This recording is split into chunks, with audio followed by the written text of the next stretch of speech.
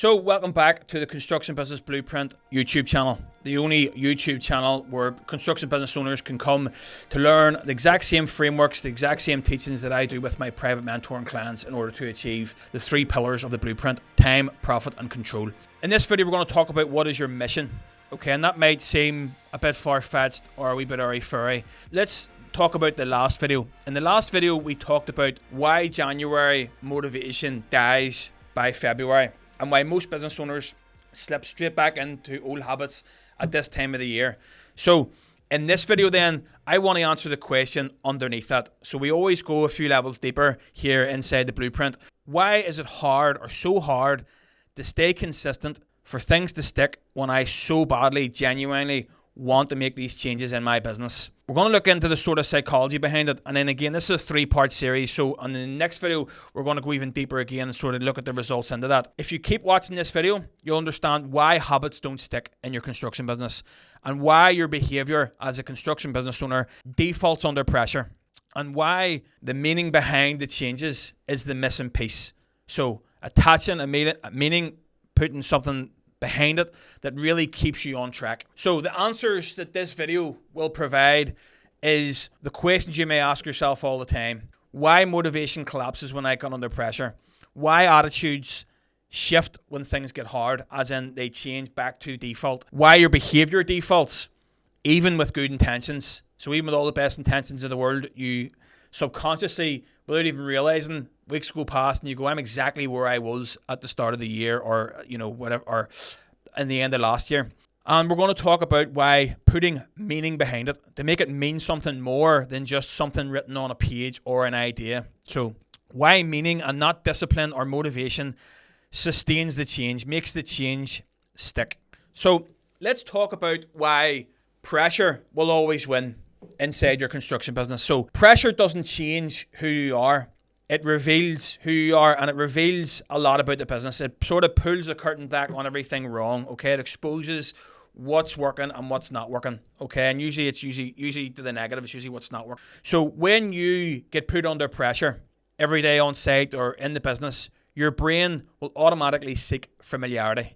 Jump into the most comfortable safety net that you know of, which is usually jump on the tools, revert back to this, go and seek out to that person, go and get pissed in the weekend to forget about it, and then Monday morning your head's absolutely mangled again for the next week, which doesn't help anything at all. Familiarity feels safe. So you're always, the behavior of the mind will always go back to the feel safe, what feels comfortable. And your old habits are actually protective mechanisms. So your old beliefs, your old habits are actually protecting that mechanism of feeling safe and going back to whatever your beliefs are and whatever the standards are that you've held and you've known for so long, the old habits that you're trying to break. When things get hard, you don't rise to who you want to be. You fall back to who you've always been and fall back to the way how things have always been. Just to give you a few relatable examples that we talked about last week, falling back into those things is taking work that you said you wouldn't take on anymore. So there's certain jobs you hate, you don't want to do, they don't align with the business and the goals you wanted to go this year in 2026. You told yourself you weren't going to deal with that client anymore. They were poor paying, they were giving you a lot of grief, whether it's making changes, they were difficult, but again, you find yourself picking the phone up and being unable to say no, falling back into that safety net again. You're jumping back into being on the tools again. You're jumping back into that, and maybe you've taken somebody on board, but you're micromanaging, you're stepping in, and you just can't seem to let go. Or you avoid those hard conversations, everything we touched on in last week's episode, and you're chasing quick cash instead of direction, okay? So your focus is all on bringing in the cash, not really on where the business is going. You're looking at the wrong thing. You're looking at the metrics over the mission. You're looking at, okay, revenue for the month, revenue for the week, and ignoring, is the business taking on the right type of work? How is this affecting me outside of the business? Am I falling back into old ways, the stress and everything else? So putting your focus on the wrong thing, chasing the quick cash, chasing 10k project, 100k project, £5 million job, whatever it may be, whatever stage you're at in business. January feels different, not because it removes pressure. February brings it back. Okay, so January does not remove the pressure, but February certainly brings it all back again. Okay. And let's talk about the attitude. So everything we talk about here is attitudes and behaviors and standards. Okay, so people have a misconception about what attitude is. Attitude isn't positivity. Attitude isn't, having a good attitude, showing up to things. It isn't mindset quotes. It isn't, whatever else. Attitude is actually how you interpret discomfort or how you take discomfort, or how you show up to uncomfortable situations or uncomfortable scenarios or doing the difficult things. That is attitude. It's like grit, determination, resilience. That's attitude. When discomfort shows up or challenging times show up, your attitude or the attitude that you have will sort of answer one question. Is this worth it? So is this worth me going through this? And if there is no clear mission behind things, discomfort will feel pointless. Pressure will feel unfair. Okay, so when things are going bad, you'll maybe blame other things and say it's not fair, it's whatever else. That's a bad attitude. And every effort will feel really heavy and hard to do. Okay, it'll feel like it's not worth it. Let's talk about why the behavior and your attitude defaults then. Behavior follows the identity. Identity follows the meaning behind things.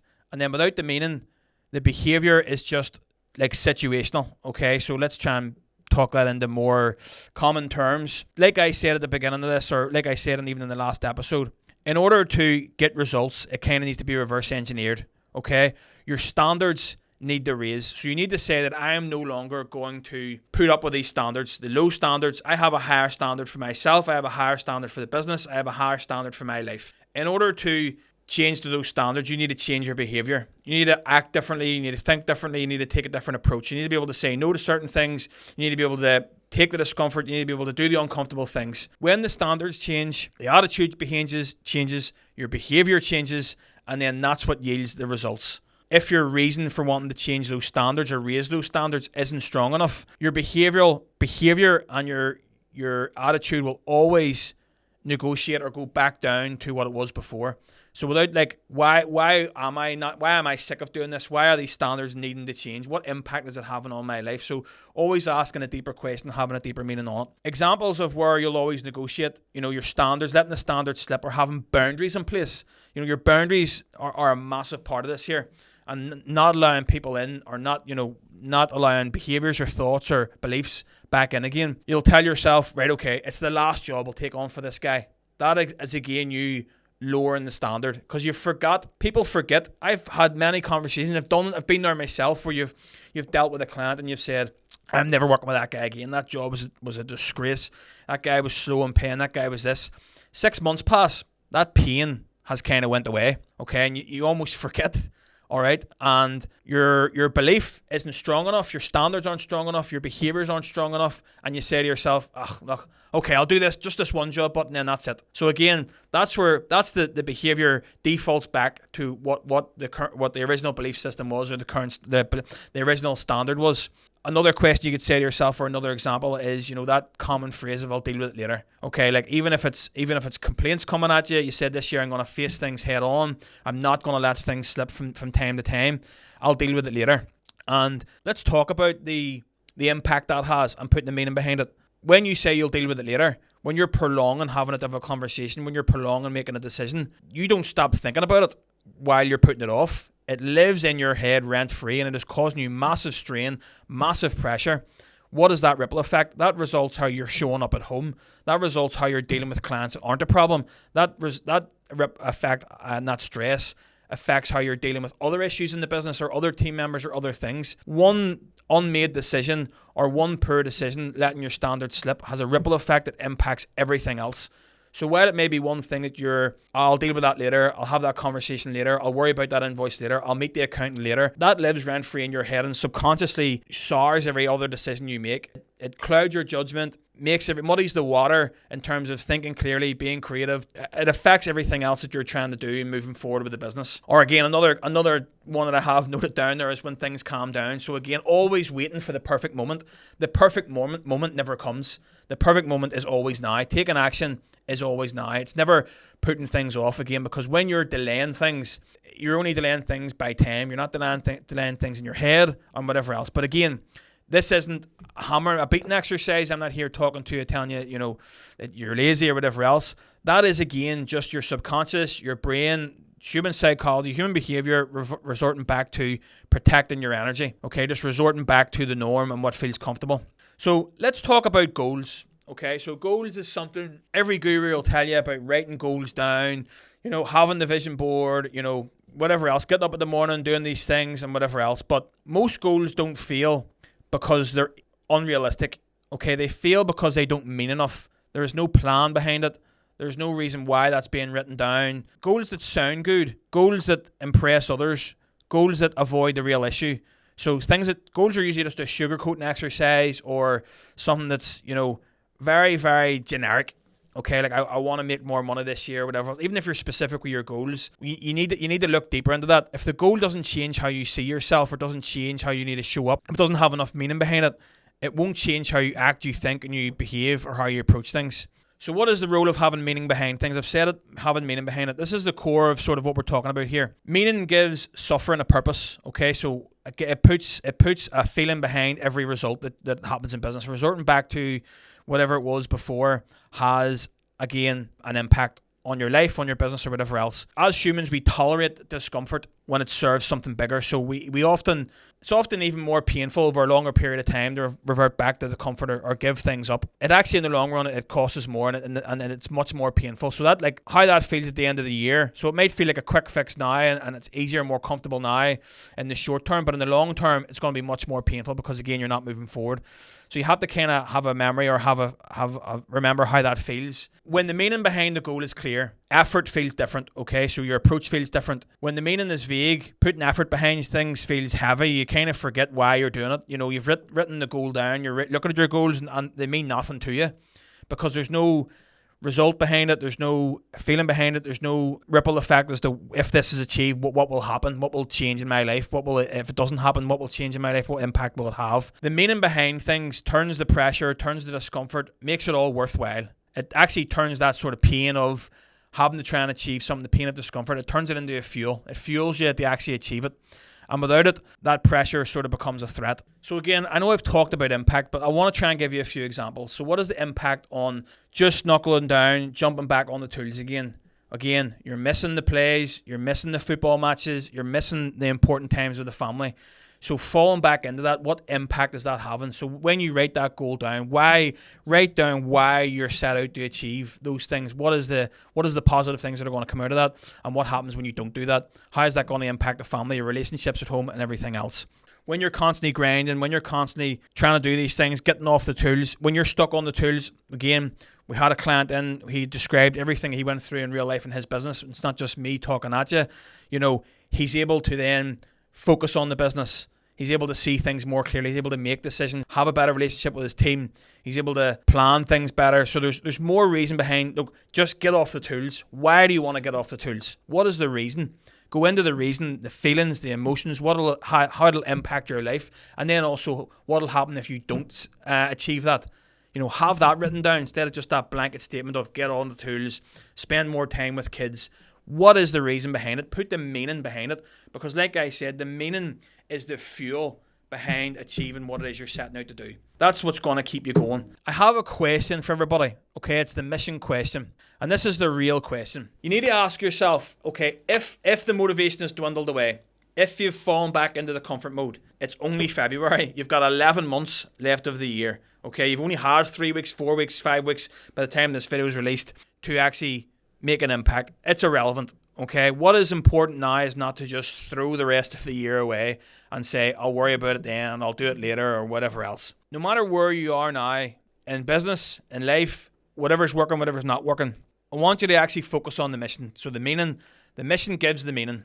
Ask yourself this question and write this down. If one thing happened this year, one outcome, not 10 outcomes, not a list of goals. If one thing happened this year that would completely change the direction of your life or your life in 11 months' time, what would that one thing be? What is that one major overarching goal or achievement? Not an improvement, not a comfort, not a directional change. Let's get really, really specific. And there needs to be a why behind it and there needs to be a meaning behind it. And we'll get on to that next. But answer that question and answer it as honestly as possible. This is the exact same conversation or question that I asked my clients on the 7th of January. When I was over in Miami, I put a video out to the guys and asked them to answer this question with little guidance behind it because I wanted to see what came to the surface. I wanted them to really think about it deeply on their own, in their own time, in their own surroundings, and ask themselves and put down what they felt would make the biggest impact in 2026 this year, because most of us start the year off with a list of things you want to achieve. Health, fitness, weight loss, coming off the tools, earning a certain amount of figure this year, investing in property, buying a new home, getting married. But you could have 20 things written down on that page. You need to put a focus into one thing at a time. Again, there's other, we've talked about this time and time again. So I want you to just right now, sitting there, listening to this video, watching this video, what is the one thing that will make the biggest impact? What's the nicest thing? What's the easiest thing? What is one thing that if you achieved at the end of this year, you'll look back and go, wow, this year was massive. This completely changed my life. It changed not only business, but it changed my life. And that could be a personal thing. It doesn't have to be a work-related issue. It could be something related to health or whatever else. But one major thing that would make a big impact on everything else in life. And the reason why must come first. So before you figure out how you're going to do it, the reason why that's going to make the biggest impact in your business has to be at the forefront of your mind. So we need to reverse engineer it. What is the sort of North Star of the mission? Why is it important to you? And then we worry about how we're going to do it. So before the system that needs to be put in place, before the habits you need to have, the good habits or the bad habits you need to get rid of, before planning how you're going to do it, why? What is the meaning behind that goal is going to change your life more than any other thing in your life right now at the end of 2026. So without that meaning, you'll always revert back. When the pressure returns, when life happens, ask yourself, what is that thing and why would that have the biggest impact on your business? And again, there is no right or wrong answer here. So don't be sitting figuring this out or Googling it or using ChatGPT. Think about this just with yourself in a room, quietly, on your own, no distractions, and ask yourself that question. And if you're uncomfortable with this, that's good. If this is easy, what you're writing down is probably far too surface level. And even if you do find your mission, there's still a reason that people pull back. Okay, there's always something that'll happen. If you want this year to be different, you don't need discipline. You don't need motivation. You need a reason strong enough to be able to survive what this year and what your business will throw at you on a day-to-day and a week-to-week basis. In the next video, I'll explain why even you know your mission, that when fear shows up, what's really going on underneath. So I'm going to show you when you find out what your mission is going to be, that overarching goal, and the reason why you have it. In the next video, I'm going to explain exactly, even though you have that information, why you still fall back into and revert back to the safety and the comfort of what you don't want. Be sure to subscribe to this, like, turn on the notifications, and check out the video. We drop every single Monday of every single week. So if you want to keep up with this series, do like, do subscribe, and yeah, I'll catch you on the next one.